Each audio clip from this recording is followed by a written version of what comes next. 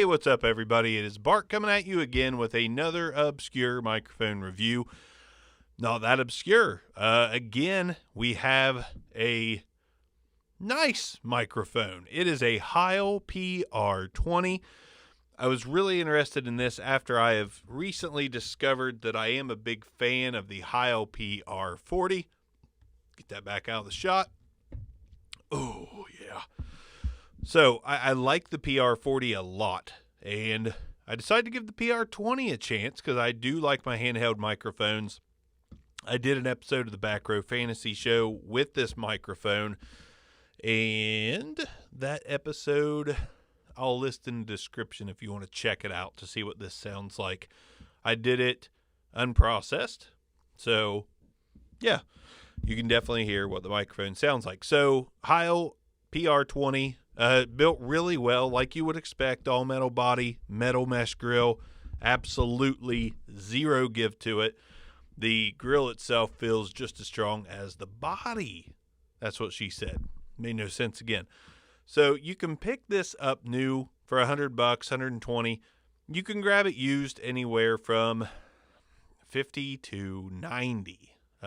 It's one of those mics that you can't get that much cheaper than $50. I got lucky, snagged this off eBay, I think for $45. Let's go ahead and do some, let's go ahead and test this thing out a little bit. First, we'll do the plosives, which I've already heard some of them come through on the video, in my headphones. I mean, Peter Piper picked a patch of pickled pineapple plosive pizza. Delicious $5 plosive pizza. Okay. Let's get right up on the HEIL PR20 to show you what the proximity effect sounds like when you get right up on the HEIL PR20. That was a weird way to say that. Let's go ahead and check out some off-axis rejection. This is speaking directly into the microphone, and I'm going to keep talking as I spin the microphone around in my hand. We are at the back of the microphone. As if you couldn't tell, we're going to come all the way back around to the side of the microphone, and it starts to pick up a little bit as we get closer to my mouth. Now we are on my mouth. Let's go with some handling noise, see how it handles that.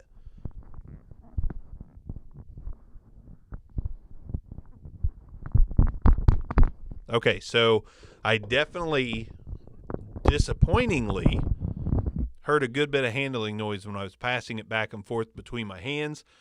I was not really expecting that because the better a mic is quality-wise, it seems like the handling noise dips off price range-wise. Not always. Don't know what I'm doing with my hands here. But the SM58, really good handling noise. Shure E835, pretty good handling noise. A $20 micro Behringer XM8500, cheaper, a little bit more handling noise. This didn't perform that well in that regard. So, overall thoughts of the sound of the microphone. Listen, I like the PR40. I think this kind of sounds like the handheld version of the PR40. I don't think it sounds as good as the PR40, but I do think that it has that same clarity, cut right through a mix. That being said, I feel like it's got that very tight vibration in the upper frequencies. It's a little bit grainy, just a tiny bit, not anything that I can't handle, but it is there. It is a little bit grainy up top.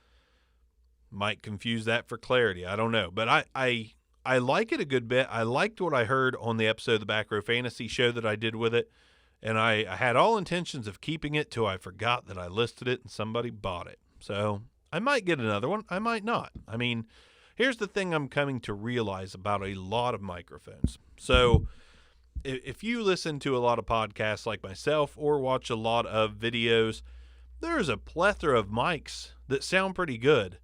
And sometimes you're surprised to find out that a show you're listening to was recorded on microphone X there, and you didn't like that microphone when you used it, but you liked hearing it on a different video. So starting to really get away from some of the high-priced microphones and giving these cheaper ones a chance because people are making good content with them. My friend Michael Bauer at the Dynasty Rewind podcast is using an XM8500, and the podcast sounds really good. So do I recommend this mic? If you're looking for clarity, straight up clarity, then I do recommend this mic.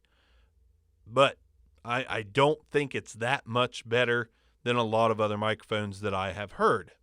Do I think it sounds good? Yes. $100 good? Not really. I mean, not really.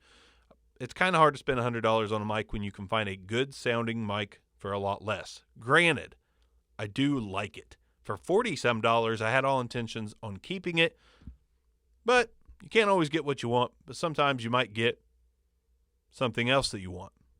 I know what you thought I was doing there. So HEIL PR20, let me know what you think about it. I think it's pretty good. I just have a hard time spending $100 on a handheld microphone these days when there is a ton of options that you can get new, $20 to $50, that'll get the job done and sound pretty good. So $40-some if you can get it. Green light all day. $100, red light all day. I like it, but I'm starting to not be able to justify $100 on a handheld mic. Is what it is. Obscure Mics, Bark is out. HEIL PR20's out. Peace out.